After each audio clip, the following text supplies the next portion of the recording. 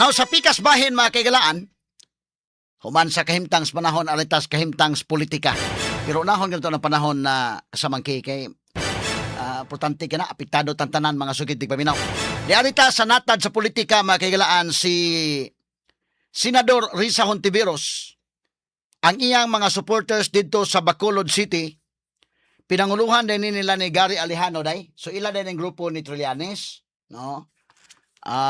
Mga magdalo din ang grupo. Unya doon ay mga tao dito sa gymnasium sa Barangay Takuling, Bacolod City. Ilang gilusad o formal kick-off matod pa sa Risa na movement. O na yung mga higala, no? At ipakita mga higalaan. So, formal kick-off sa campaign to support Senator Risa Hontiveros sa iyang potential presidential bid sa 2028 elections. O gabay-ubay nga mga Negrinse ang nihatag sa ilang pagpakita sa ilang suporta mahigala ni Senator Risa Hontiveros alang na sa 2028 nga eleksyon. Straight to the point. Unya dito ni gipahigayon sa Kansaga Gym, Barangay Takuling, Bacolod City. Ang theme, kapag on sang Negrinse, ipakita Risa na. Kung sa may Bisayaan nila, kapag on sang Negrinse, ipakita Risa na. Medyo, ang ilaning, murag pa naghiusa siguro ni sa mga Negrinse, ipakita alang sa mga Negrinse, inana, no? Ipakita Risa na. Mao ni. So, mato pa sa report, in fact, ni gawas ni mahigala mga report, mga kaigalaan, sa mga pamantalaan, lakip na usab sa Cebu de Linos, matod pa mahigala ni ini, no? O dunay libuan ka mga tao sa nagkadaiyang mga sectors turned out in full force to show their support for the presidential candidacy of Senator Risa Hontiveros. So libuan matod pa ka mga tao ang nipakita sa ilang full force sa pagpakita mahigala sa ilang puwersa pagsuporta sa presidential candidacy unya pagkandidato ni Risa Hontiveros pagka-presidente. The gathering brought together youth groups, urban poor communities, farmers, fisherfolk, and various organizations united under the call to stand for the welfare and aspirations of the Negrinse people. Straight to the point. Good morning mga taga-Negros. Matod pa mahigala kining maong kalihukan, maong panagtapok, kauban ang mga batanon, ang urban poor communities, mga mag-uuma, mga mangingisda, o nagkadaiyang mga organizations, nagkahiusa sa tawag pagbarog mahigala alang sa kaayuhan o sa mga pangandoy mga higala sa mga katawhang Negrinse. Straight to the point. Akong pangutan-on sa Benji Tanghiyan kay taga-Negros man Atol ni agi katawa mga sukid di paminaw, no? Onya, ang theme ining mga kalihukan, kapag unsang Negrinse, ipakita Risa na. So nag-iko kini sa collective desire alang sa genuine change, inclusive governance, and a leader who truly listens and works for the marginalized. Matod pa mahigala. Kini pagpakita mga kaigalaan sa tinuuray nga kausaban, ingon mo sa mga higala, tinuuray nga kausaban, inclusive governance, o usa ka leader nga tinuod nga maminaw o mo trabaho alang sa kinabag-an. It reflects the hope for a government that prioritizes social justice, fair opportunities, and progress that leaves no one behind. Matod pa, walang iwanan kining iyang liderato ni Senator Risa Hontiveros. Parihan mo ni Sara na, Risa na.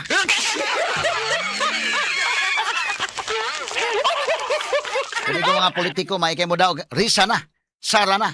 Katubitaw sa una, nauso ng sana all. Ingat po sa Sara all. O maura ba? Palitag magbangga si Risa o si Sara, o mao. Sara na, Risa na. Maura.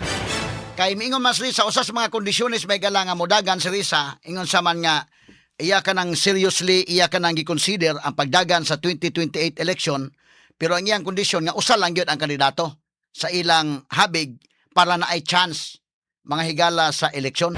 Kaya ba si Risa Indayken, kaya ba dili man na astute politicians man na sila, dili man na mahigala na to puyok-puyok ko ng istorya. Tinuray lang sila, kaya ba sila nga ug buwag sa sila na imudagan diri sa Pink, di imudagan sa kang Marcos, daghan ang kandidato, delikadong mapilde. So kinalan nga usara kang kandidato. Magsabot yun, usaray pabangga mahigala sa mga Duterte. Panalitan na si Sara Duterte og ma-convicto yun sa impeachment. Di kinsa may laing mudagan, ibutang tag si Baste, or kinsa may laing padaganon, si Pulong. Pero kinahanglan gyapon nga maghiusa ang grupo mo na kondisyon ni Sara, ni Risa Hontiveros, batok ni Sara. Para niya, iyang seriously consider ang pagdagan pagka-presidente, pero kinalan usalay kandidato sa ilang habig para doon ay chance nga modaog. Straight to the point. Practical po ni Risa, no? Ganang iyang pamahayag. For many, this assembly is not just about supporting a candidate. It is about standing together to build a future where the voice and needs of every Negrense and Filipino are heard and served. Straight to the Matod pa point. kining mga panagtigom, dili lang sa pagsuporta o kandidato, apan alang kinis pagbarog. Paghiusa, aron pagtukod o maayong kaugmaon sa katawhan, dunay ligon mahigala, dunay tingog, o dunay mga panginahanglan sa mga taga-Negrense o mga Pilipino nga mabati gyud og maserbisyuhan gyud mga suking tigpaminaw. Straight to the point.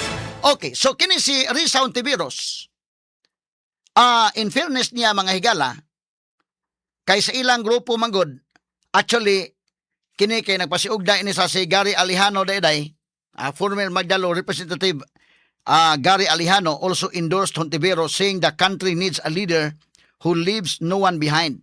So nagsulti ini si Gary Alejano, kinis Gary Alejano, kauban ni silang Trillanes sa grupong Magdalo.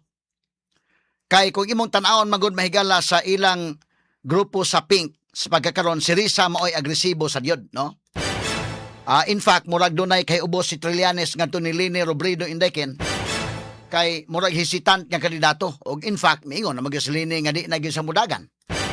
Magpabilin sa Naga City, mga sukid tigpaminaw. Tingali, nakabantay po si Lini mahigala nga saning kalakiha. Dagan-dagan ana. Nagdagan naman sa presidente kaniadto, nidagan sa vice president against may gilang BBM, daog siya.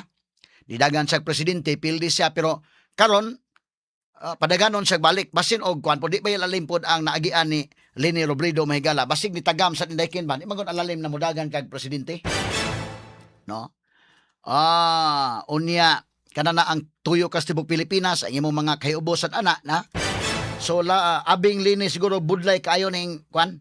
Labi na og si Sara ang kontra medyo budlay. Og magpabilin gud siya mga higala sa Naga. Medyo dakong tsansa de incumbent mayor man siya dito. Medyo surbol-surbol nga magpabilin siya isip mayor sa Naga City. Nya tingali pod para kang Lini gusto siyang iyang serbisyuhan ang iyang taga-Naga gyud mismo. No?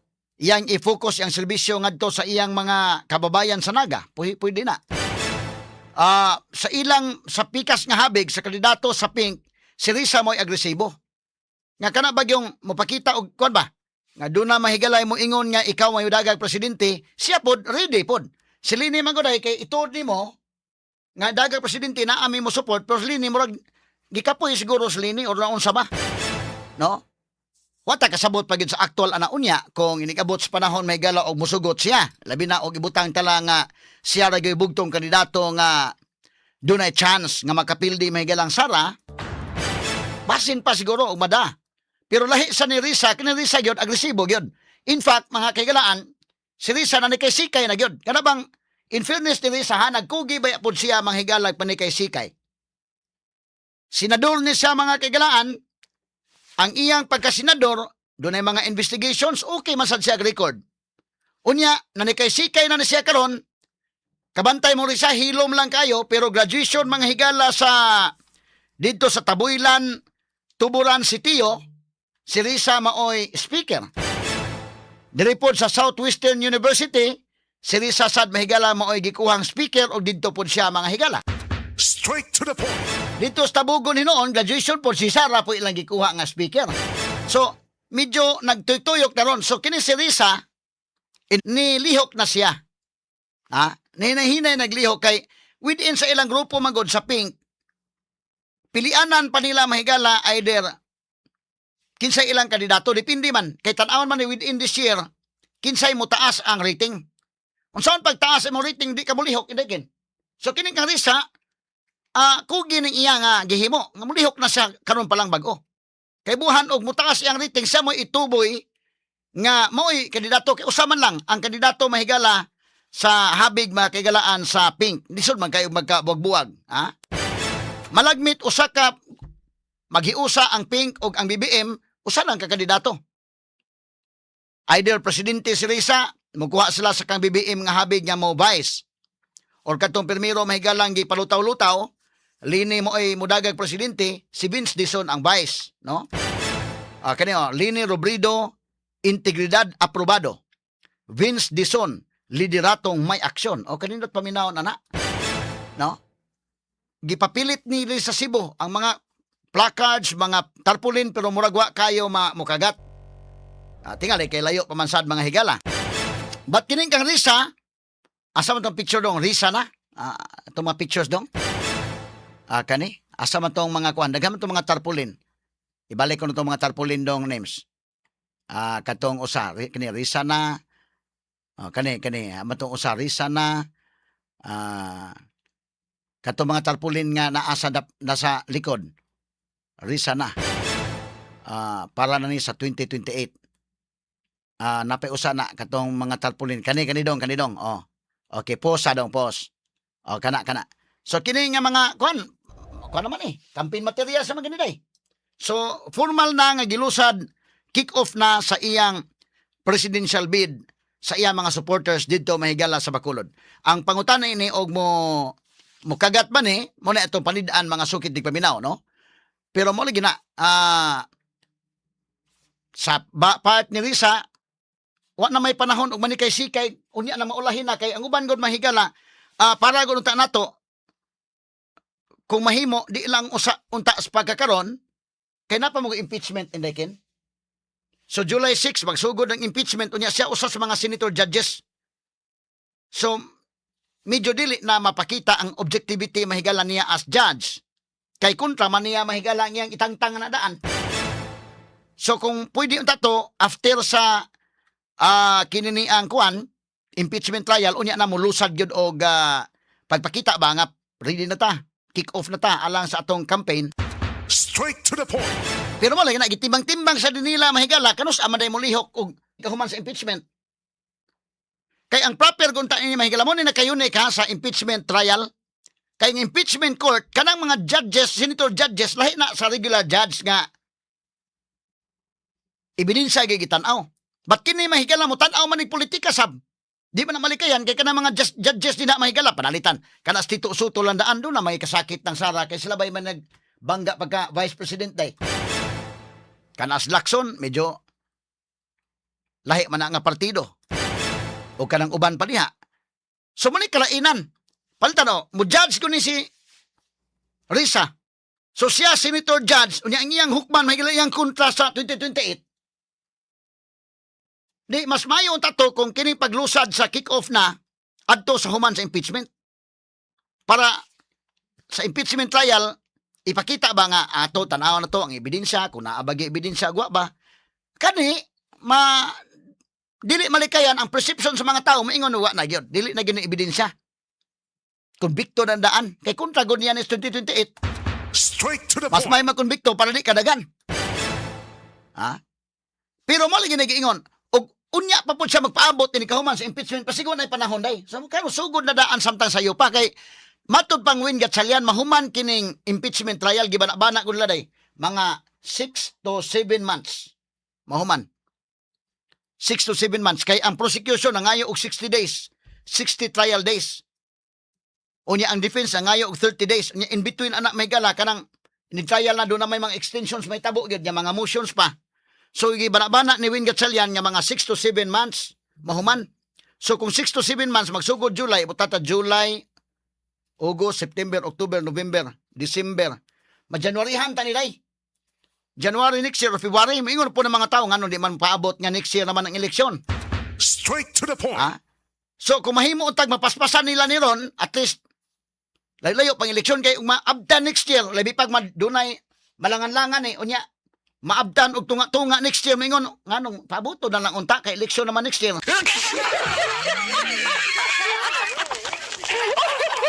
Pero mao ni mahigala ang mga mahitabo. Na unsa may inyo ikasulti kini si Risa. In fairness niya okay naman ni si Risa. Pero mo lagi po na sa pikas nga habig mas maayo pod nga super magod ang ikapakita ni Risa ang iya pang legislative performance. Wala man siya may galay executive experience si Risa Ontiveros. In fact, within the group mga higala, kung pilian mo si Risa o si Lini, mas charismatic si Lini is kumpara ni Risa. I don't know kung way labot sa uban nga makandidato ha. Kung ilang pilian sa ilang grupo ba. Tanaw na ko dahil mas daghan pa mong pabor gani. Kung pilian si Lini o si Risa, kisama itong kandidato ni Lini. Pero ang problema lang kung si Lini lagi hesitant nga kandidato o di naging mudagan, kaya niingon man siya di mapugos lang pangitag lain. Either si Risa or si Bam. Ang problema man gud si Bam Aquino mahigala murag mo sukuhay man gud og Bam Aquino unya mo ipon sa Marcos murag do na poy medyo do na kakulian gamay sad no murag kaligre gyud ning kalakiha mahigala